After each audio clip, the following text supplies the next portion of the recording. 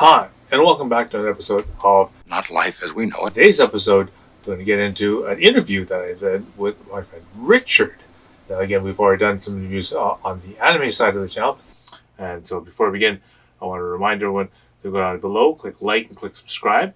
Definitely every single time you put a like, it helps the YouTube algorithm figure out and recommend my videos and that kind of stuff. So definitely anything that you do like that would definitely help. If you have a comment or a story that you'd like to tell and add, maybe some questions and that kind of stuff, because I'm also always constantly collecting up responses for the questions and answers and that kind of stuff. Feel free to go down below and make a comment and that kind of stuff. That always, again, really does help. For those people who would like to support me financially, I also have the Super Thanks button as well as the links to PayPal and Patreon down below. I do have a variety of different episodes available to the subscribers, as well as content that's not allowed to be on YouTube here. Due to the terms of service, of course. So then I will make that available to all the various Patreon members. I have compiled all the episodes of the History of Fan Anime, as well as the special subscriber episodes, all together into a big long spreadsheet, and it's basically sorted in a book style format. So that if you want to look at a particular topic specifically, all the episodes are grouped together with the links and everything. You'll find it much more useful to use that database resource as opposed to trying to use a search engine on YouTube, because it's just, YouTube search engine is just not as effective as getting right to the information that you're looking for. Okay, so again, I invite you to do that. And again, I'd like to thank all the subscribers for that. Your support, it really does help. And I'm going to get Richard to go through a bunch of various different topics and things that he is familiar with from his point of view. And without further delay, let's begin. So for the purpose of whoever's listening, what do they do? It's like you can say the sky's falling and it's actually falling, or you can cry wolf and there are wolves. The wolves are circling and the sky's getting lower than the ceiling. So what do? I mean, you can think of it in a Star Wars analogy.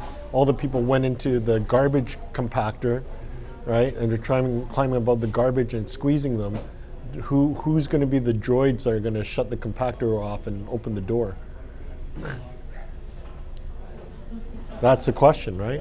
My answer to that basically is people are going to have to be more resourceful, more innovative, and more entrepreneurial in terms of the way that they do things. And they're going to have to also encourage the next generation coming up. It's like, hey, you guys are not only going to be the ones that are going to keep this thing running, but you're propping up our pensions. 100%. You're propping up our system. Right, we need you there because we benefit too. Right, it's a mutually symbiotic relationship. One can't exist without the other. Yeah, true. Right,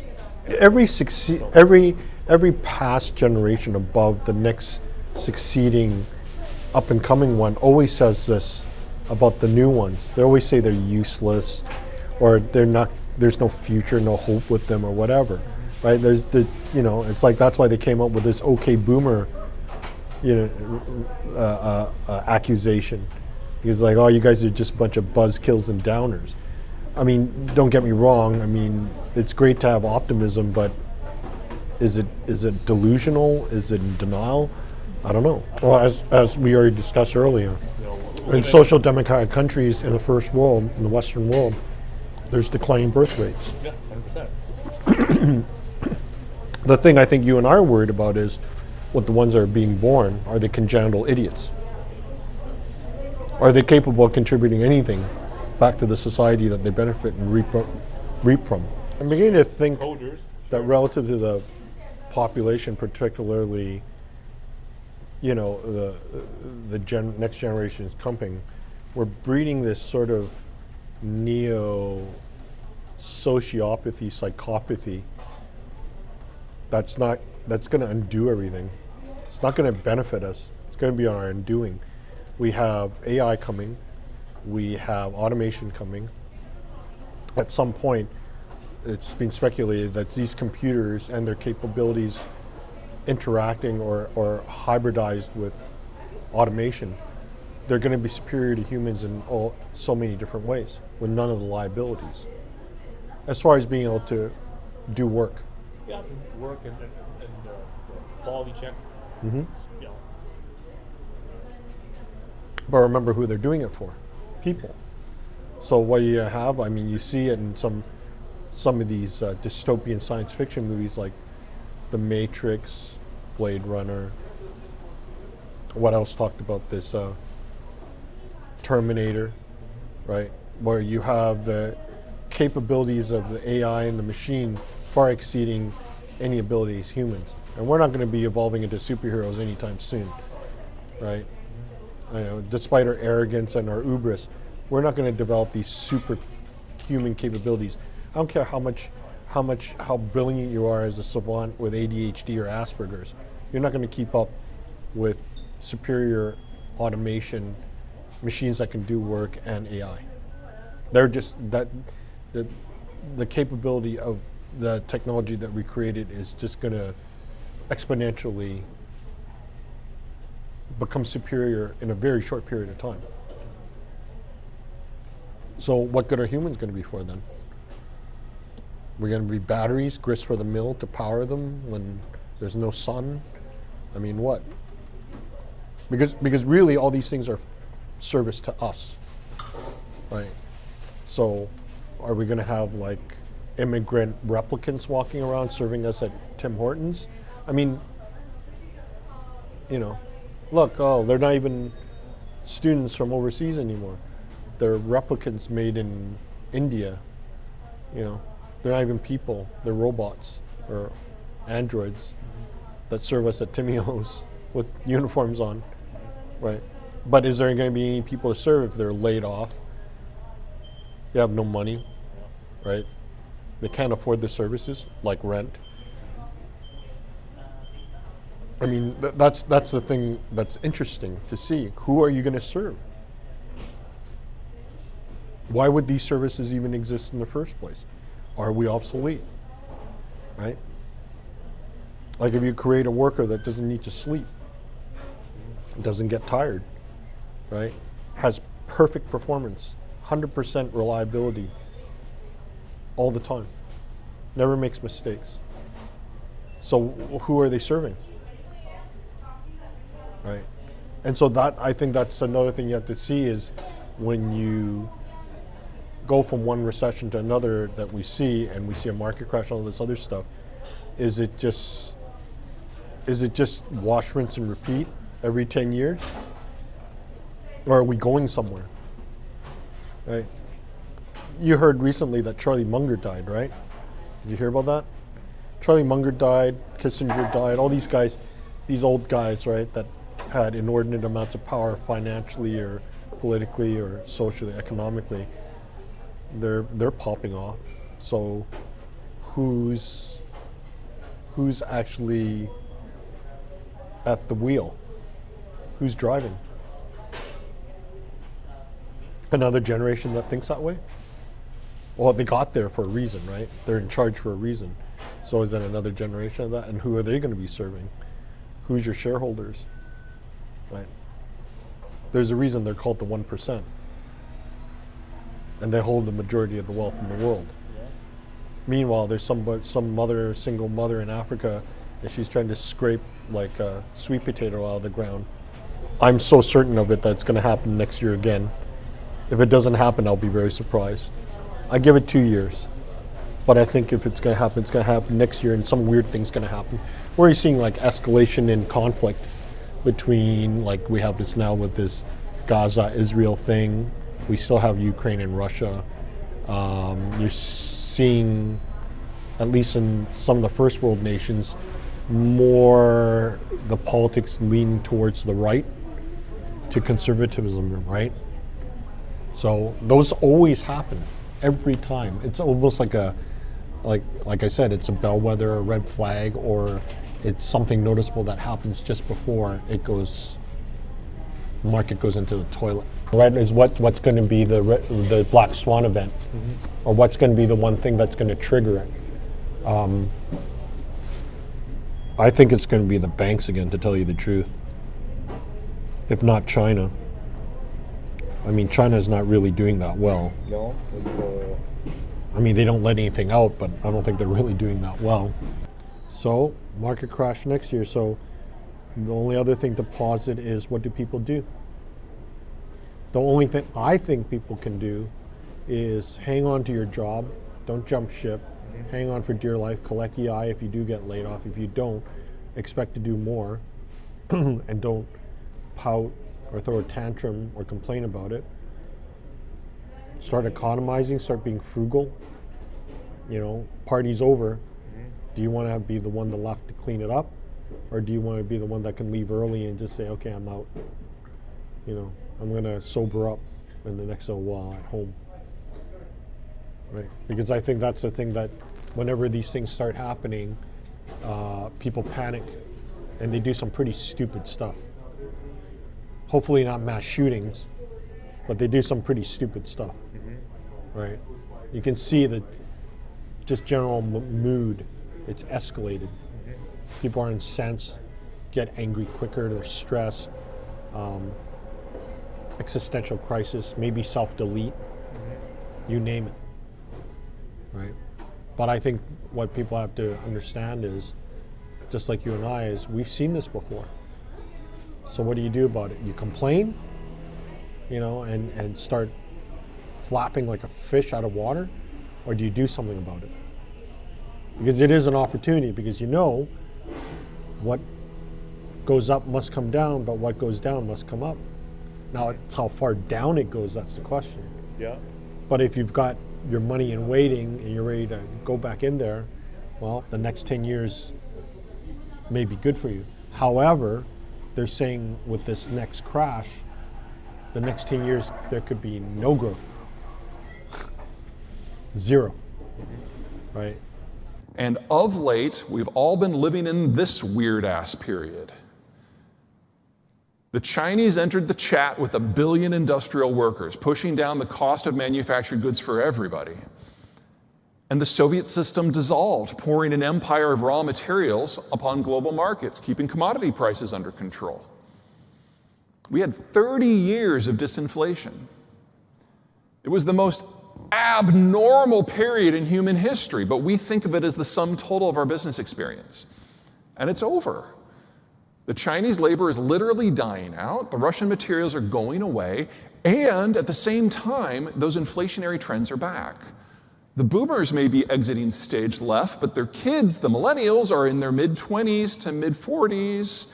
They're at the prime of their consumption years. They've got several years left to run with that.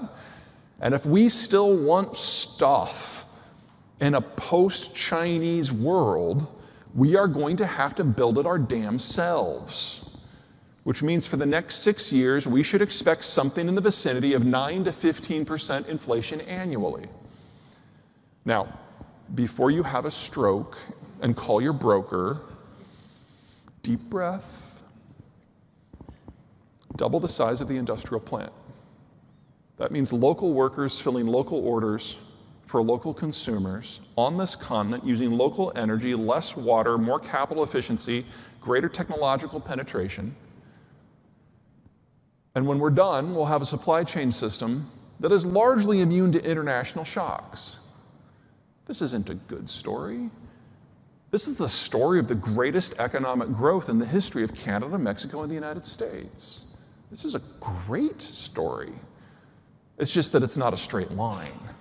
And there are a lot of bumps between here and there. And the more we front load, the better we are going to be on the backside. So, chop, chop.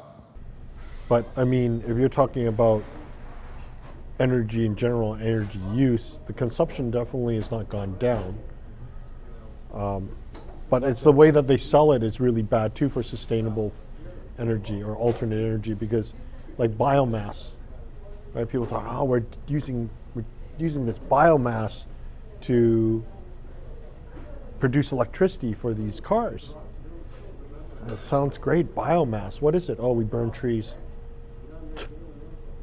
We burn trees in energy plants, right?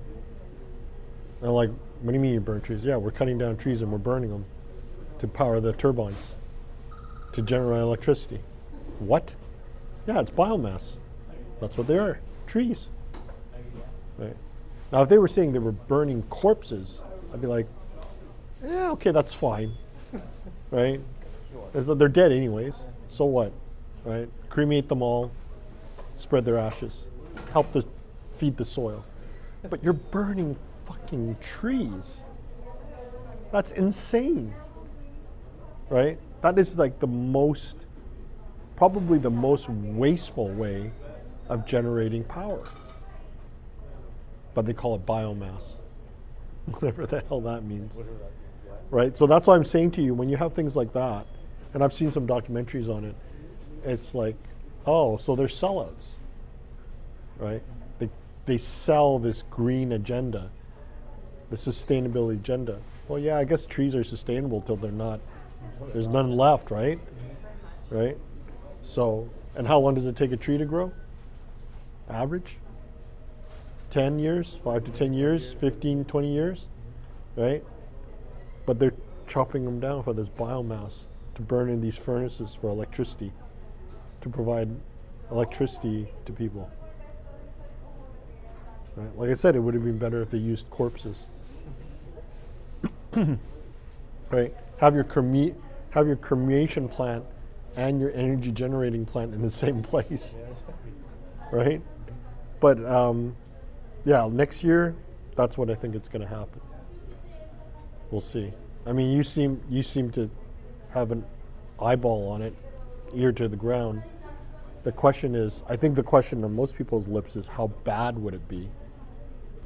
Well, I mean, you already told me about Rona and what's happening there. That's already a sign. I'll be surprised if I do get a part-time or full-time job working at home next year. I'm probably going to have to go lowball it and say, yeah, I've got the skills, I got this and that and everything else. I'll work for this, right? No problem. I'll do it, right? It'll probably be a lot of work. I'll be underpaid and overworked, but considering the alternative, I mean, a lot of people are going to be laid off, right? Yeah. And what they were used to before, they're not going to be getting that for at least the next 5 years. Who gets hit first in companies? HR, yeah. Sales, and marketing. The ones that say in their office they don't do anything all day, yeah, and get paid stupid amounts of money for it. Well, something's got to happen by summer of next year. We're in the last quarter, going into January, fourth quarter. So something's got to happen in spring. I don't know what else they can do to prop this up. They said they were going to lower interest rates, and not happening. Right. I wonder what's going to happen when the bottom falls out on OnlyFans, what all those girls are going to do. Work at Subway? The streets, I guess. Well, don't laugh. I mean, I knew a girl that worked as an escort. She was a $400 an hour escort. It would be, if I was still in communication with her, it would be good to get feedback from her to see what she's doing. I mean, she definitely capitalized off of her looks in order for her to do her business, but she was going to university, studying these other things, and it's all like, in bad economies, it's not exactly where you want to be. But if anything, she can always sell herself because of her looks. The ones that can maximize it, that's what they're doing now. That's why they're so defiant.